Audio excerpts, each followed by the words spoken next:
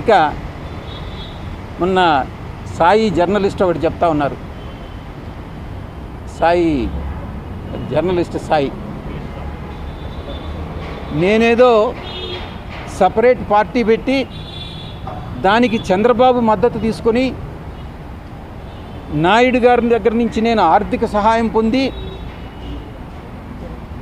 ఆయనలో ఒక భాగస్వామిని అయిపోతాను అని ఒక ఆరోపణ చేశాడు. ఆయనకి ఎవరు చెప్పారో నాకైతే తెలీదు. ఈ జర్నలిస్ట్ సాయి స్వీయ పరిజ్ఞానాన్ని ఉపయోగించి ఈ జర్నలిస్ట్ సాయి అనేటటువంటి వ్యక్తి వైఎస్ఆర్సీపీ పేటిఎం బ్యాచ్ ఎవరికైతే మంత్లీ పే చేస్తున్నారో యూట్యూబ్ ఛానల్స్కి, దాంట్లో ఒక వ్యక్తి ఈ జర్నలిస్ట్ సాయి. నేను ఒక్కటే విజ్ఞప్తి చేస్తూ ఉన్నా జర్నలిస్ట్ మిత్రులందరికీ, మీరు అనవసరంగా ఇన్ఫరెన్సెస్ డ్రా చేసుకోవద్దు. ఏదైనా ఉంటే నన్ను అడిగితే నేను నేరుగా చెప్తాను. చాలామంది మీడియా మిత్రులందరికీ నా ఫోన్ నెంబర్ వాళ్ళ దగ్గర ఉంది, నేను తప్పకుండా చెప్తాను అన్నటువంటి విషయాన్ని నేను మీ అందరికీ కూడా నేను తెలియజేసుకుంటా ఉన్నా. ఒక్కొక్కరు అడగలే. 100 కోట్లు ఎక్కడెక్కడికి, అంటే ఎవరెవరి సమక్షంలో మీరు అరేంజ్ చేశారు? నేను రికమెండ్ చేసి అరేంజ్ చేయలే, మీరు సరిదిద్దుకోవాలి. రికమెండేషన్ వేరే, అరేంజ్ చేయడం వేరే. నేను మిథున్ రెడ్డి గారి కోరిక మేరకు సజ్జల శ్రీధర్ రెడ్డి గారి కంపెనీకి 100 కోట్ల రూపాయలు ఇవ్వమని, రాజ్ కసిరెడ్డి సజ్జల శ్రీధర్ రెడ్డి కంపెనీలకు ఇవ్వమని రికమెండ్ చేసినటువంటి మాట వాస్తవం. ఆ తర్వాత ఏది కూడా నాకు తెలియదు. సార్, కోటరీ వల్ల మీరు బయటకు వచ్చాను, అలాగే ఇబ్బందులు కూడా పడ్డాను అన్నారు. ఇందుకు ఎవరు సార్ కోటరీ? మీ అందరికీ తెలుసు ఈ విషయం. కోటరీలో ఎవరుండారన్నటువంటిది మళ్ళీ తిరిగి నన్ను అడగడం ఎందుకు? మీకు తెలిస్తే అది మీరే చెప్పొచ్చు కదా, నేను చెప్పాలా దాన్ని? కోటరీ మీకు తెలీదా? TV9కి తెలీదా? TV5కి తెలీదా? లేకుంటే NTVకి తెలీదా? ఇలాంటి మహా టీవీకి తెలీదా? ప్రతి ఒక్కరికి తెలుసు కోటరీ ఎవరనేటటువంటిది. ఆ పందికొక్కులు ఎవరనేటటువంటిది మీ అందరికీ కూడా తెలుసు. అది నా నోటి గుండా చెప్పాల్సినటువంటి అవసరం లేదు అని నేను. లిక్కర్ స్కామ్కి సంబంధించి మీతో వీళ్ళంతా కూడా మిగతా వాళ్ళు సమావేశాలు తరచూ జరిపారంట, అది కూడా అడిగారు. లిక్కర్ స్కామ్కు సంబంధించి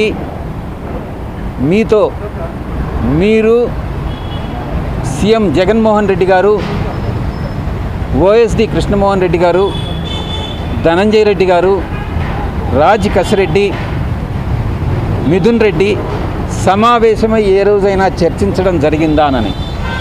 నాకు ఏ రోజు జగన్మోహన్ రెడ్డి గారు లిక్కర్ గురించి మాట్లాడలేదు, నేను దాంట్లో ఇన్వాల్వ్ కాలేదు.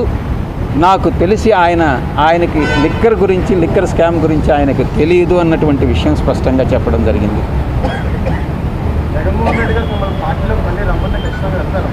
మీకేమన్నా చెప్పి పంపించారా? అటువంటి ప్రపోజల్ ఏదన్నా ఉంటే వచ్చిన తర్వాత ఆలోచించాలి, కానీ దాని గురించి ఇప్పుడు ఆలోచించడం దేనికి?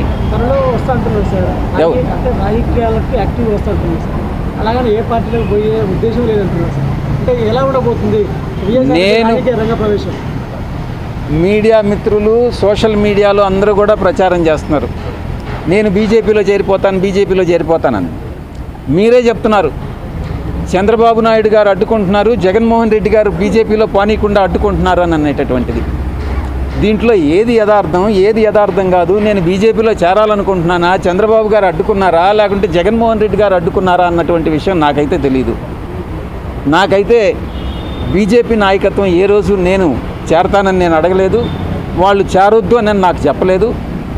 నేను 1 సంవత్సర కాలం దూరంగా ఉండదలుచుకున్నాను. 25 సంవత్సర కాలం పూర్తి అవుతుంది. ఆ తర్వాత నా భవిష్యత్ ప్రణాళిక అనేది నేను నిర్ణయించుకుంటాను.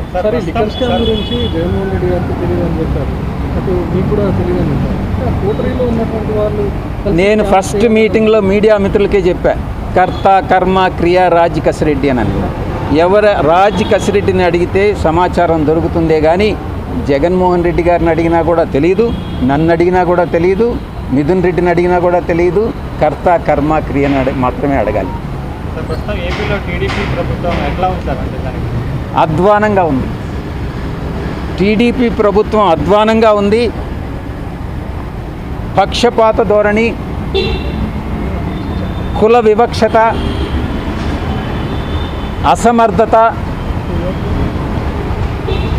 వీటితన్నిటితో కలిపి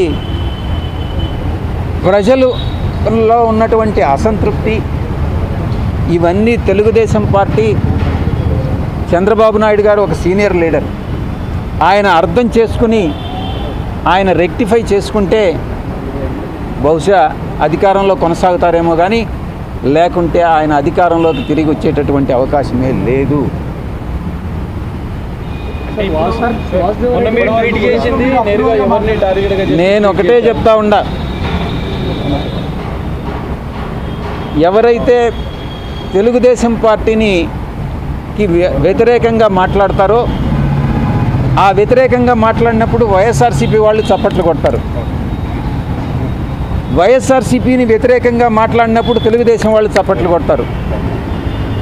నాకు ఏ చప్పట్లు వద్దు, మధ్య మార్గంగా నేను ఒక దారిని ఎంచుకోదలుచుకున్నా. నా దారే నేను రహదారిగా చేసుకుంటా, అంతేగాని తెలుగుదేశంలో కానీ అటు వైఎస్ఆర్సీపీ నుంచి చప్పట్లు కావాలని నేను కోరుకోవట్లేదు. మీరే చెప్పండి సలహా. మీరు చెప్పినట్టుగా వైఎస్ఆర్సీపీ రాజకీయ ప్రణాళిక సరిగ్గా లేదు, ఇలానే ఉంటే రాజకీయంలోకి మళ్ళీ వచ్చే అవకాశం లేదని చెప్పేసి, అంటే గెలుపులోకి వచ్చే అవకాశం లేదంటారు. మరి కూటమి ప్రభుత్వం ప్రజెంట్ టీడీపీ ప్రభుత్వం అధ్వానంగా ఉంది అంటున్నారు. మరి నెక్స్ట్ ఎవరు వచ్చే అవకాశం ఉందని మీరు అనుకుంటున్నారు? ఇది మరి ఏ ఇతర రాజకీయ శక్తి కానీ బీజేపీతో కలిసి పోరాటం కానీ చేయగలిగితే నరేంద్ర మోడీ గారు ఈరోజు ప్రపంచంలోనే ఒక మంచి ఉత్తమ ప్రధానిగా అటు దేశీయంగా కానీ అంతర్జాతీయంగా కానీ ప్రతి ఒక్క విషయంలో కూడా ఆయన చాలా చాలా చాలా సమర్థవంతంగా ఆయన హ్యాండిల్ చేస్తూ ఉన్నారు. ఆంధ్ర రాష్ట్రంలో కూడా అటువంటి ఒక రాజకీయ శక్తి ఉద్భవించగలిగినట్టయితే తప్పకుండా బీజేపీ దాని మిత్రపక్షాలు తప్పకుండా తెలుగుదేశం కాదు, ఎందుకనంటే ఈ వచ్చేటటువంటి బ్యాడ్ అంతా కూడా తెలుగుదేశంకే వస్తుంది. అవకాశం ఉంది అని నేను భావిస్తా ఉన్నా వ్యక్తిగతంగా. అవకాశం ఉంది అని అంటే రేపు రాజకీయ మీ రంగ ప్రవేశం దాంట్లో జరిగే అవకాశం ఉందండి. మీరు ఇన్ఫరెన్స్ డ్రా చేసుకుంటే నేనేం చేయగలను? నేను ఈ మాట చెప్తా ఉంటే ఆ మహాతల్లి నవ్వుతా ఉంది. మోడీని నవ్వుతా ఉండవు, నేను చూస్తా ఉంటాను. ప్రధాని మోడీని ఆయన అభినందిస్తూ పొగుడుతూ మాట్లాడుతున్నారు, అంటే మంచి ప్రధాని అని చెప్పేసి కూడా పాజిటివ్గా మాట్లాడుతున్నారు. నేనే కాదు దేశంలో చాలా మెజారిటీ ప్రజలందరూ కూడా ప్రధాని మోడీ గారిని అభినందిస్తూ ఉన్నారు. ఆహ్వానిస్తే వెళ్తారా దాన్ని? ఇప్పుడు ఏదో ఊహించుకోవడం ఎందుకు, ఒక హైపోథెటికల్గా ఏదైనా వచ్చినప్పుడు చూద్దాం.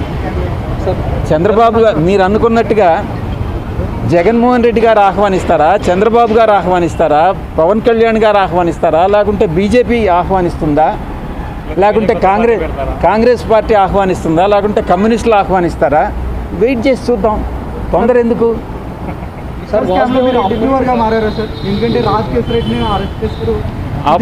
నేను మొట్టమొదటి నుంచి కూడా నేను ఒకటే చెప్తా ఉన్నా, ఎటువంటి పరిస్థితుల్లో అప్రూవర్గా మారేటటువంటి అవకాశం లేదు.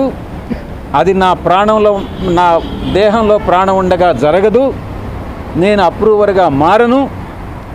ఎవ్వరూ నన్ను ఏ శక్తి కూడా అప్రూవర్గా మార్చలేరు అన్నటువంటి విషయాన్ని నొక్కి వక్కాణిస్తాను.